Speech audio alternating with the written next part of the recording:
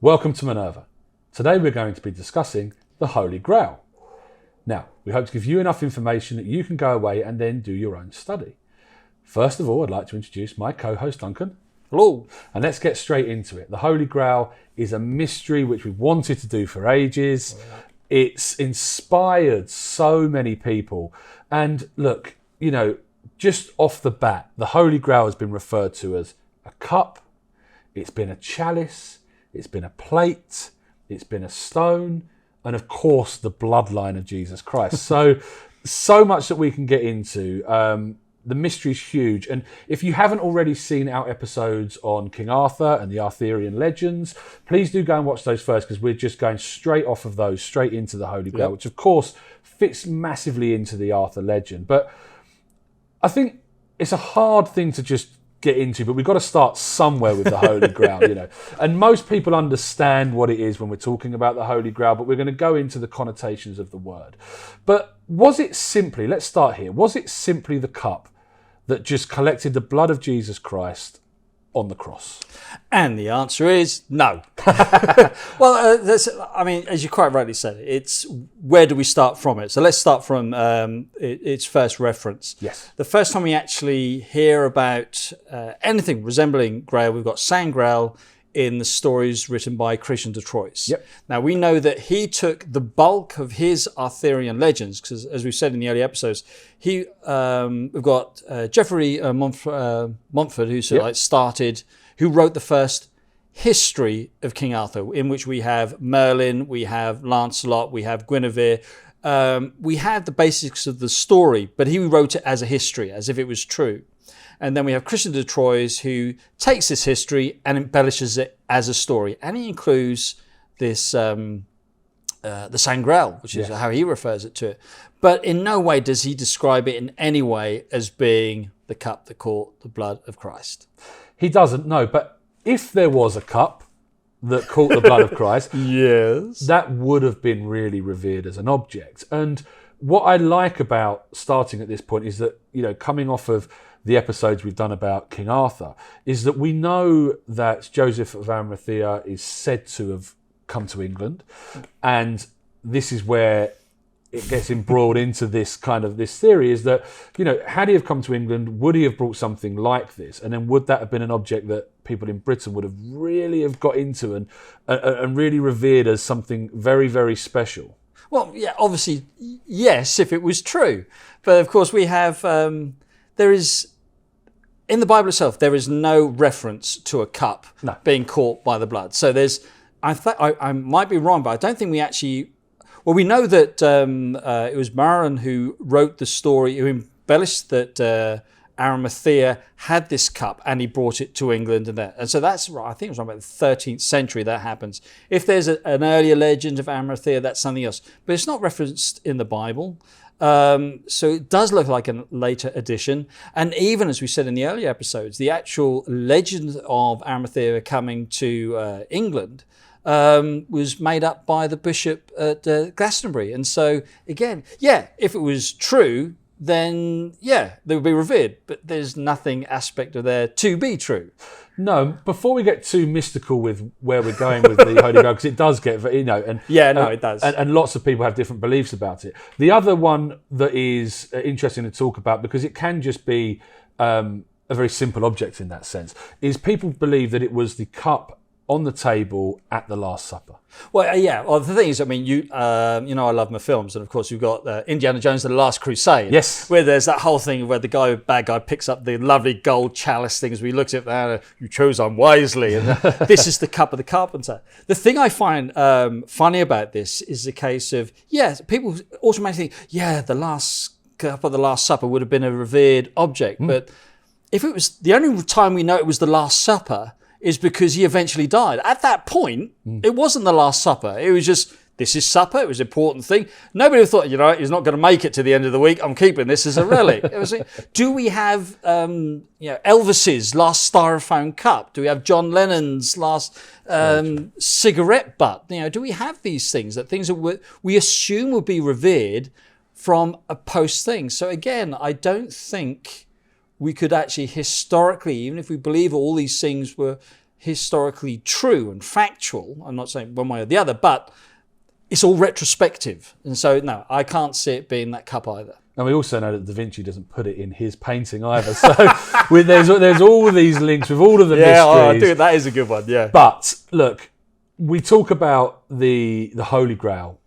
However, you quite rightly mentioned at the start that its first coming into fruition is the Sangrail. So when does it become holy? At what point does it actually become a holy object? And is that just added to make some more importance?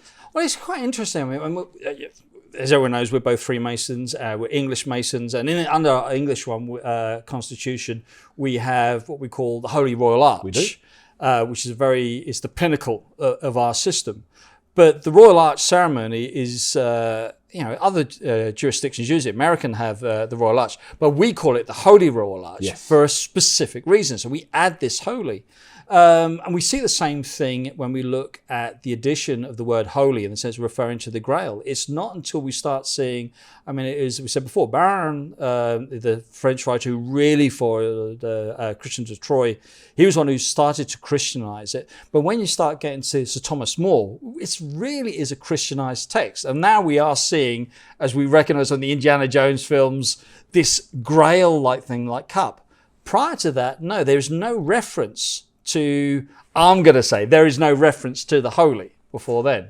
No, and so, moving on from that, we have it also depicted as a stone. Yeah. Wolfram von Eschenbach writes about it in his story as being a stone. And this is where, looking over it, as research for this is really interesting because, I know about the Holy Grail, you know about the Holy Grail, we all feel that we know about it. It's only when you start to piece it out and see how many different instances and how many different beliefs there are, you start to think, actually, was it an object at all? For me, it's just so many different objects that it could have been. That means that it probably wasn't any type of object. Well, to be honest, I know you're not, I think you said before that you're not a great fan of it being described as a stone, but for me, it leads into something that I find quite recognizable as being the Grail. Because for me, the phrase Philosopher's Stone and the Grail, I see as virtually the same thing. Right, okay. And for me, the breakdown of a Philosopher's Stone, forgetting Harry Potter or anything on those lines, I see it as a beautiful paradoxical statement in the sense of you've got philosophy or philosopher, which is thinking about the reality of life, thinking about the consequences of it. It's about thought. And stone is the most fundamental, solid, unchangeable aspect. Yep. So you have a paradox between two things. If you could have such a pure thought, the perfect definition of the meaning of life, and you've got it in a solid concept, that is euphoria. That's the ultimate. To me, that's why I think where you look at the Eckenbach's, I'm sure I've said that terribly, but where you see have his reference to the Grail being a stone, I see it as being one and the same thing. But saying that, I think that still relates back to Christian de Troy's version of it. I mean, when we, from the scholarly perspective, it's unfortunate. It's quite dismissive that it's just a literary invention. I'm sure when these things are said by scholars, it's normally because they're facing people of, it is the cup of Christ, it is this. They sound dismissive because they're dealing with that mentality. But when it's done as a literary device, it's for a very specific reason. It's when I think there is a purpose why Christian de Troy wrote it. Using a word that wasn't familiar. Grail didn't actually mean cup. It now means cup because we're so synonymous with the word meaning cup. But Sangrail was such an obscure word, meaning nothing. It was intentional. It was for the readers to, if he mentioned it to be something that we could recognize, like a sword or something else, it made it too real. To make it so unique, it gave it what he needed for the story, something that's so pure and ideal for his heroes to go and search for, that it went beyond it. And I know some people turn around and say that's not how literature works, but unfortunately, that's exactly as it works. We have a great example, which I think I've used several times, which is Star Trek.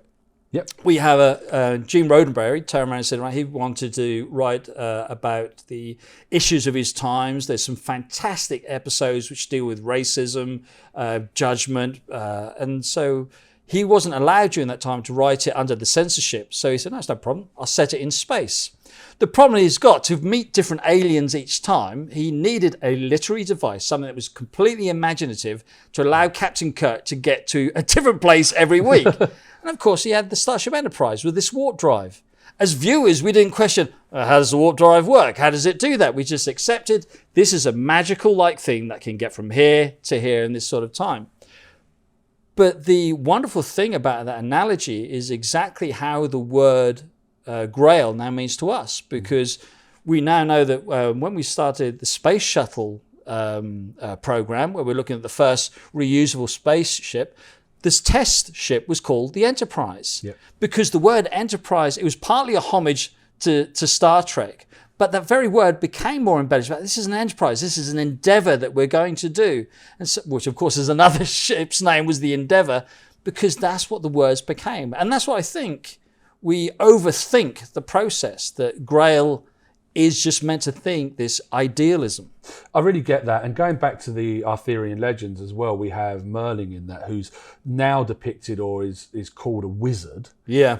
But when we talk about him being a wizard, he was a druid. And of course, druids were just known to walk and understand nature and the earth. And at that time, that would have felt magical to people. That would have felt like something completely different that felt like real magic, because they just understood things a bit better. And you know, you say about the word not meaning cup and stuff, and you know, flippantly people say it means a bowl, etc. And you know, I absolutely love the Monty Python film.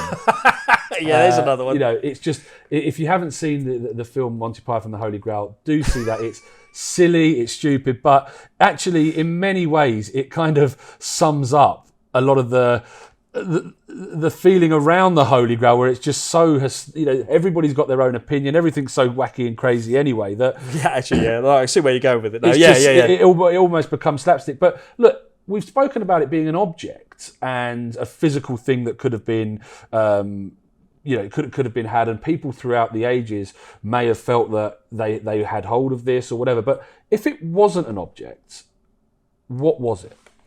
Well, I suppose it's like I was trying to explain with the Star Trek metaphor. I do honestly believe that, I mean, originally I believe it was a literary device that was to convey to the audience something beyond their imagination. That it's a case of it's not tangible. I'm not going to give you the details of what it is. Your own imagination is going to fill that gap. But I think from then, it then takes on a different reality, because it does enter our social conscience. And so I happily admit, and I do actually believe that if there is a group of people at any period of history that believes that there is an ideal that fits their description of the Grail, then it is the Grail. I mean, even like a scientific point of view, where we know that there is a possibility. All life form we know at the moment is carbon, but we know that scientifically it could be what's the other? Silicon. Silicon, that's it. It could be silicon growth. Yeah. And so we know that if they find it, we'll see it written, say, this will be the Holy Grail if we actually found silicon-based life form. If we did find it, then technically we have found a Holy Grail, because we've seen that this can actually be possible. And so it depends on where we divide the word, in a sense of, I do not believe that there is an intentional meaning of the Grail beyond the literary device. But I accept that there are going to be generations and interpretations of what a Grail is, and people believe it, and rightly so. Dividing the word is correct and really poignant, because we both read the Holy Blood, Holy Grail book. We did. And we could not do this topic without us talking about that book. Look, the original is Sangrail, we know that. And in that book, they tell us that actually, if you split the word Sangrail, you have San and Grail, and that becomes royal blood. Yeah. Now, at that point, we get a completely new meaning of what the Holy Grail could be, because then we start talking about the bloodline, about a royal bloodline, and the royal bloodline, of course, from Jesus. Mm-hmm. We have that mixed up with the Priory of Zion. We have that written about in the Dan Brown books, and it's something that is said over and over again, and certainly in a lot of conspiracy theories, that there is these families or this royal bloodline which goes back to the time of Jesus, and that is the Grail. Like I said, if people believe it strongly enough and it fits their interpretation, I have no problem people actually believing it. I don't specifically believe it. I did read it, Blood Holy Grail through the 80s and into 90s. I was quite a firm believer, thinking, oh, this is quite amazing. Yeah. But then as you get older, you start breaking things down, not so much. One aspect of the case, the original text was written in Latin.